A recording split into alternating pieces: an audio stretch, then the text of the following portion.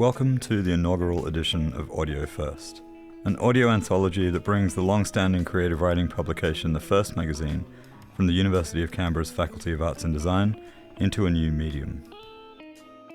Audio First is a compendium of audio compositions based on some of the best of student writing, in this episode on things infuriating, nostalgia-inducing, comforting, estranging, or peculiarly alluring. Here we go. I wish I could take up space like a man. Instead, I've been taught to be quiet, except to say sorry when I am noticed, to not take up room because none of it is mine. Oh, watch where you're going. I worry I've upset every person I've ever met, so I let them go before me even if it is my turn. Only my anxiety is safe and familiar. It helps me rewrite texts for hours in case I accidentally say the wrong thing, which I am good at doing. I quiet my excitement with a hand over my mouth and whisper in the confines of my own home. I want to show my ugly anger and blame it on my mother. I want to play loud music late at night and scream at my walls. I want to fight in streets with strangers as blood covers my fists. I want to toy with the feelings of women that hang off my every word. I want to decorate the walls of my house with hand-sized holes. I want to hang out with my friends in bars that we leave a mess. I want my wants to be treated as needs. For just one day, show me what it's like to live. Unapologetically consume what isn't mine. Colonize the small bits of sacred that remain untouched. Please peel me from the floor, shake off the crusty mud, and let me experience destruction without consequence. I think I'll get sick of it after a while, but maybe I'll stop whispering when I'm alone.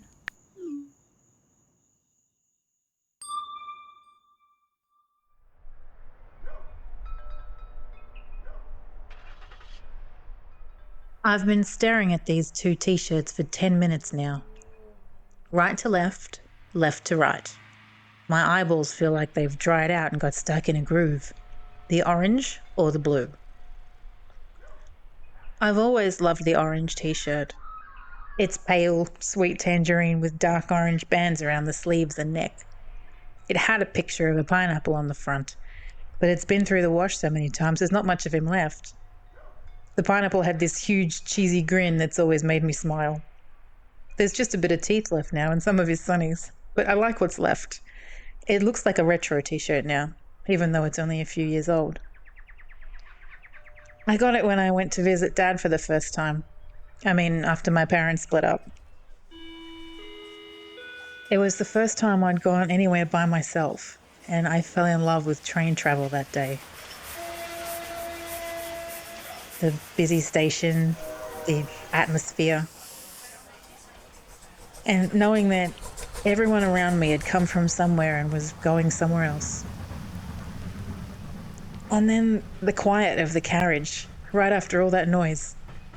Mum had looked so worried standing there on the station as I rolled away, but I was fine. To be honest, I was a bit nervous about being by myself, but it sort of all fell away once I'd taken my seat and settled in. I was infatuated by the constant bump and roll and swerve of the train and the landscape rushing by.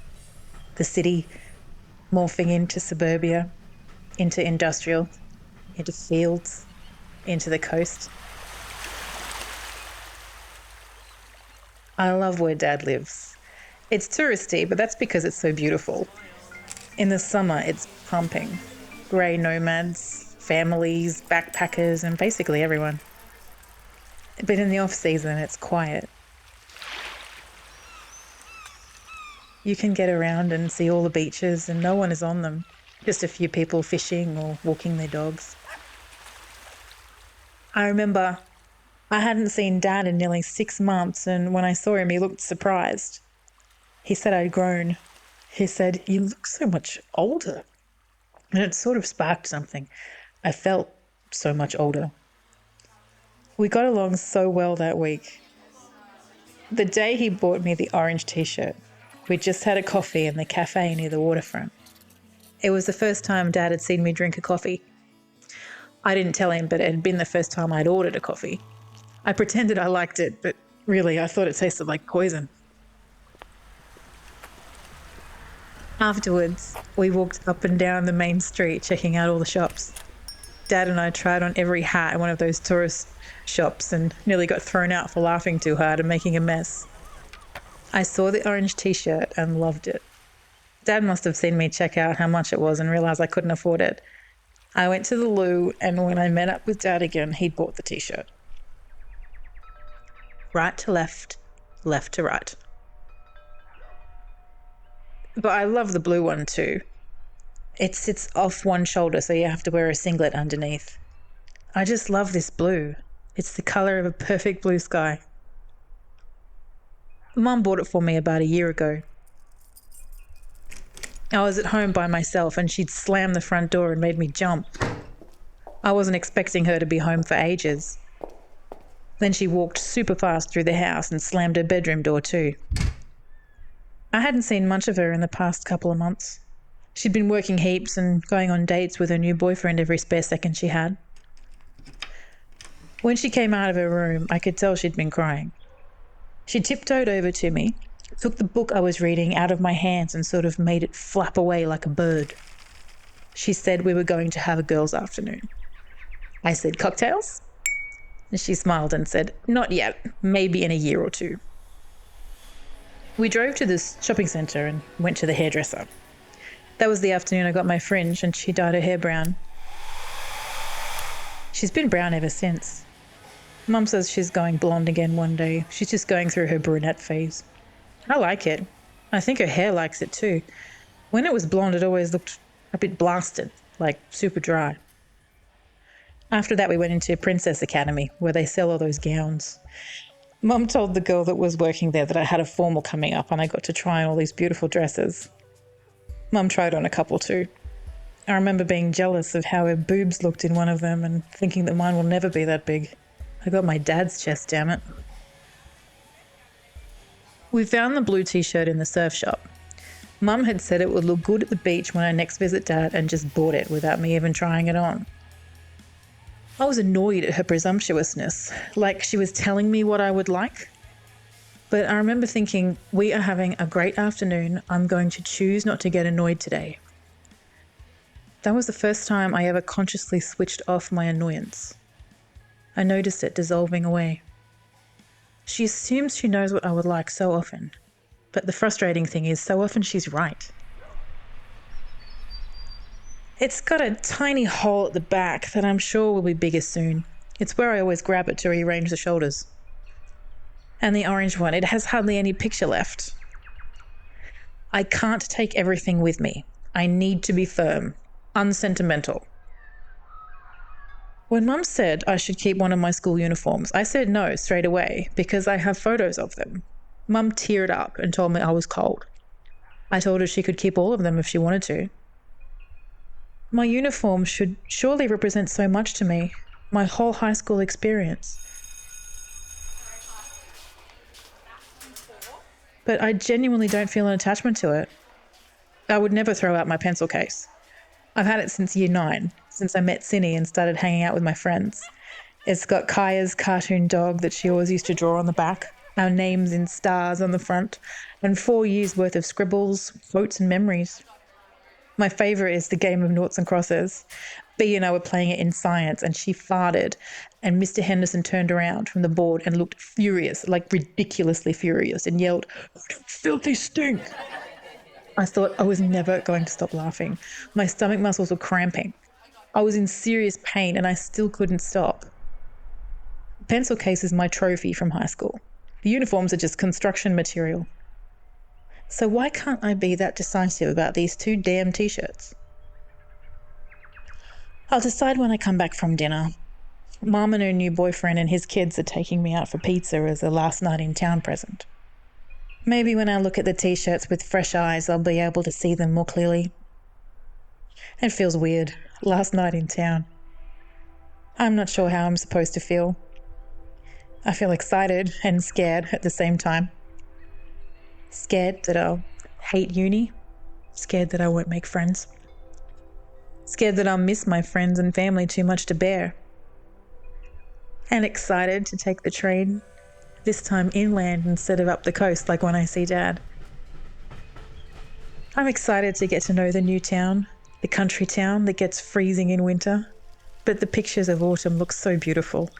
The reds, oranges, yellows and browns against the bluest sky. I want to crunch through the leaves on the ground. And I can't wait to make my room look like the picture of my room while I'm at uni that I've had in my head for years now. I could just take both. I'm sure one extra t-shirt won't take up too much space.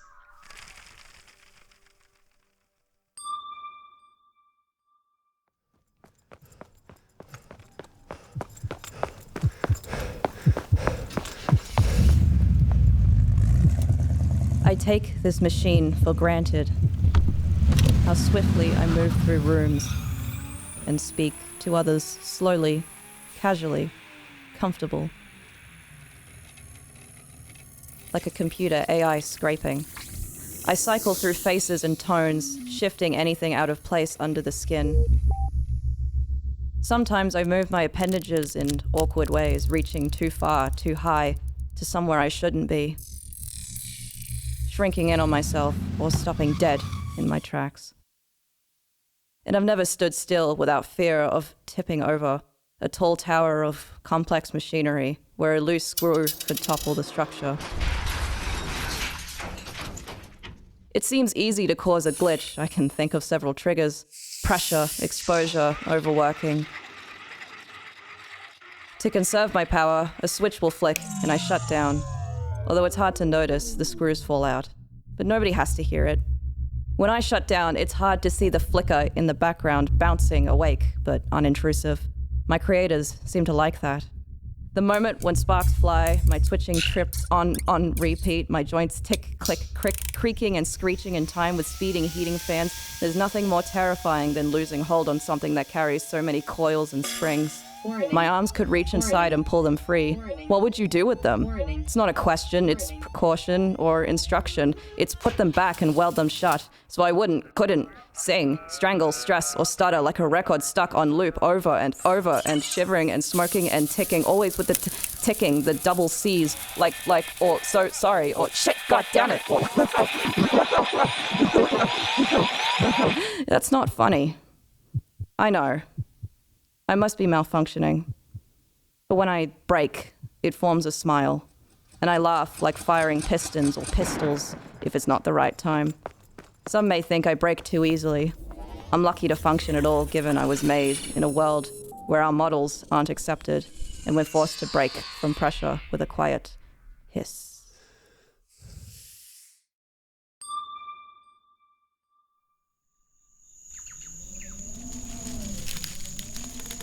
Wander into my woods, my evil, haunted woods. Down the old dirt path, that dark, rocky path. Through the iron gate, grating, rusty gate. Up the stairs to the porch, the creaking, groaning porch. Through the broken door, the swinging, squeaking door. Onto the wooden floor, the dusty, blood-splattered floor. And pick up my heart, my dripping, beating heart. Toss it in the fire, the burning, crackling fire. And wander right back home, your evil, haunted home. Wrap me in your arms, your shaking, shivering arms. Never again alone, terrifyingly, achingly alone.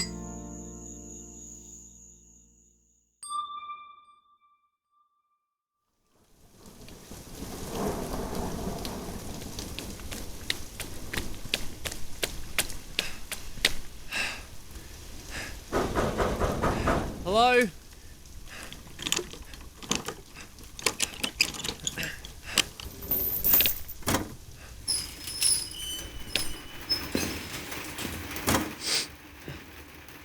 Hello?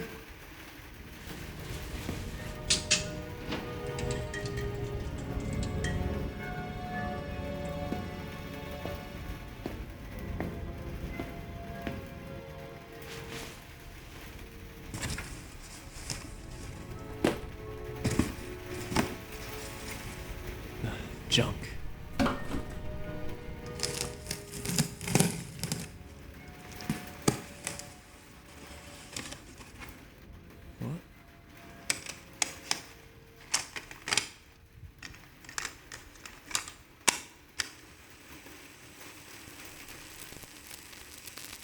The following entries are the last remaining voice recordings by one of our top scientists and his brother during his time on a now discontinued project, Phycophyta. The aim of the project was to study the effects of a local anomaly, a site located in, containing a strange kind of algae with seemingly supernatural properties. The site and its native fauna and flora were placed under quarantine to contain the effects of the algae. Residents in the area were advised to stay away from the site, and several fences were erected to prevent unwanted variables. Within the first week of the project, was reported to be displaying unusual behavior, especially when asked about the site. He showed an unusual level of what can only be described as affection toward the pond, specifically.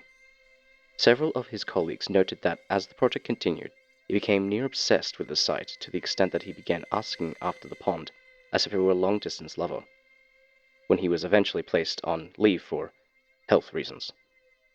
The current hypothesis is the algae contains a virus that has detrimental physical and psychological effects that cause to lose control of himself, although it is unclear why this had not affected his brother, despite conducting a similar number of observations.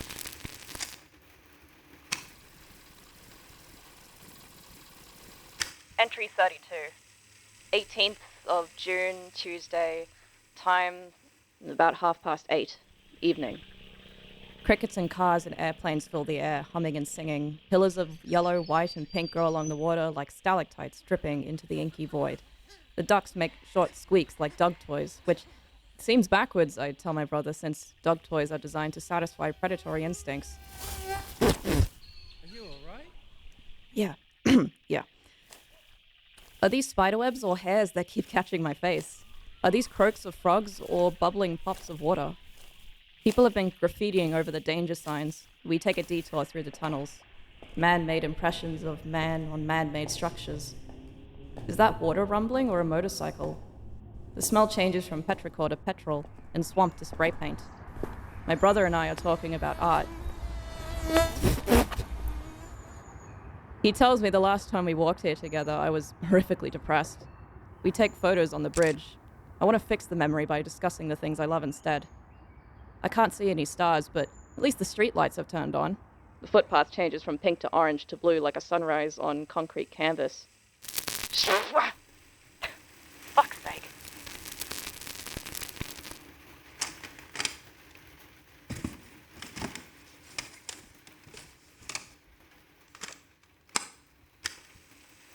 Entry 33, 10th of June, Thursday.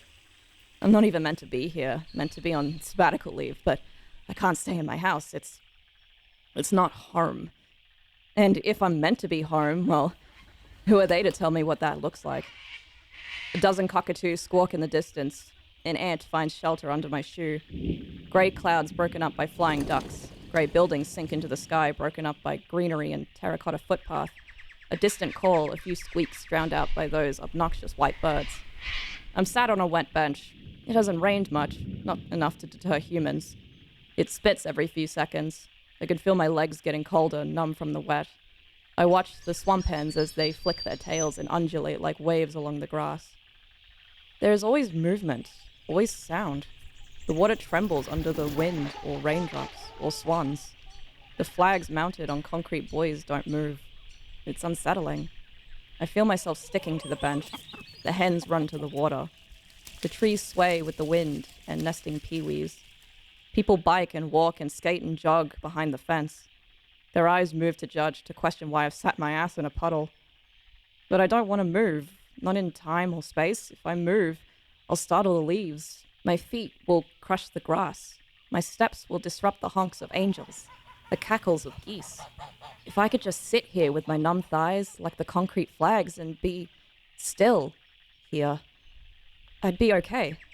I'd hear the birdsong and feel beetles on my scalp, see the spider in my hair and let it be, feel the patter of ibis feet and beaks, feel sound and ripple. I'd stop wondering if these are weeds or unborn flowers. I'd belong to this place as much as them. Like cobwebs on this bench, I'd be home to something. And like the moss on the trees, I'd be home. Like men will never be, I'll be home.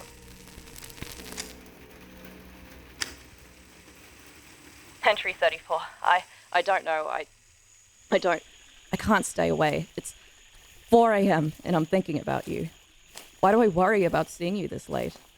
I sneak outside and walk in the fading night. The stars are hidden in the clouds. The moon a blur, like the sky is smudged in grey. Or there's an idiot walking bleary-eyed in the dark. I've forgone socks in my rush to be with you. At least I had the sense to put on pants. There are lights on the other side, a tiny marketplace with cars and street lamps. I roll up my sleeves at a distant ambulance and ask, "What are you doing up this late?" You pull up my sweats to feel the prickle on my legs. Are these bugs or blades of grass brushing my ankles? And are they caressing or threatening? Is the smell of dew and pond scum like a heady spirit meant to make me stumble drunkenly into your arms? If I followed the lights on the other side, would you catch me if I fell into the abyss beneath? I've heard stories of kids drowning in you. I take off my shoes and lay them on the bench. My feet pat the cold, damp soil. I can feel the temptation now to sink into your embrace. How your waters would hug my ankles and my hips, shoulders and chest. Then you'd cup my neck and wet my hair. My legs would be stripped of thread and weight and worry. And now I worry for the ones who didn't go down so willingly. It's 6 a.m. and I'm thinking. I think I'm scared of you, love.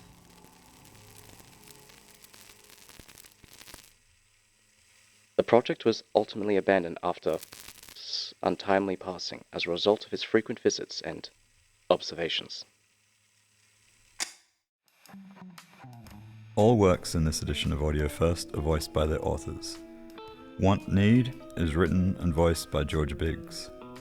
Journey, written and voiced by K.L. Morris. I Drive Cars Better Than My Own Body is written and voiced by Leon Horscroft.